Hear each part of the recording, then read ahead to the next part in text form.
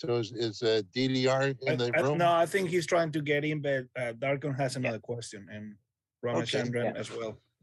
So I just wanted to say on the topic of blending tobaccos, I recently tried the Haunted Pirate Ship, which is a mixture between Haunted Bookshop and Pirate Cake.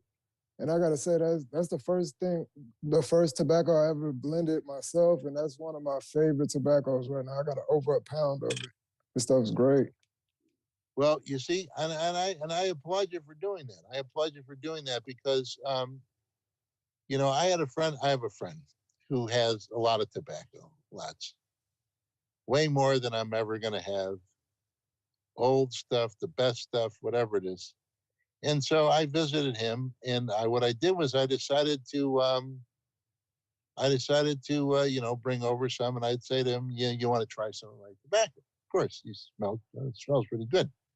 So he smoked it, and he said, what is this? I said, it's this mixture. And so he had all that tobacco. He just never blended it.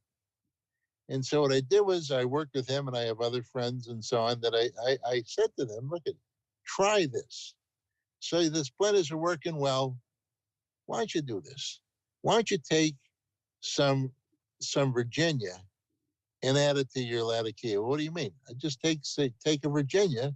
You can get a Cornell and Deal Virginia if you want. Yeah, any Virginia.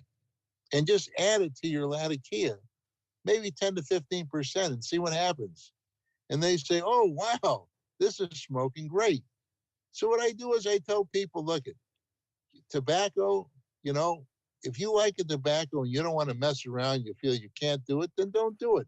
But if you experiment, you'll be surprised. You don't have to do what I do, which is nuts. But you'll be surprised how much extra enjoyment. And what's nice about it is that you can figure out what you want for that day or that week. You can make it yourself and have that tobacco. And then all of a sudden taste change, you want a little heavier. So you add some Latakia mixture to it. And all of a sudden you have a great blend that you like, you know? One of the things I normally do is I buy a lot of tobacco from Doran and Ryan's, from Mark Ryan. And that's the way I started kind of doing it myself, just for fun, just to play, not only to smoke it, but for the taste of, like what you were saying, put 10% of these or maybe 20. And if you like it stronger, you can put more and play with it until you find what you really like. And maybe then you can find blends in the market that already have those percentages. It's kind of like fun more than anything else. Yeah, it is. To me, it is fun though. But for me, it's like I'm looking for particular tastes. So I know after blending for 25 years, what tobaccos are going to deliver that taste for me. See, and it may not be that one blend. For instance, I tell you what, though, I've noticed that some blends, if you age them for 10 years, like I'm not a big one for cigar leaf tobaccos. I don't like them that much, you know, where they have the, you know, blend and they add cigar. But Banker's mixture, I don't even know if it's available anymore, but Banker's mixture, all of a sudden, after about 10 years, turned out to be a great tobacco. You know, I bought some years ago. I opened up the tin, I smoked it, and I just said I'm putting it aside because that's what I like to do. If there's something that I like, what I try to do is I try to buy a number of tins and just put them aside. So I'm not smoking this blend maybe for 5 years.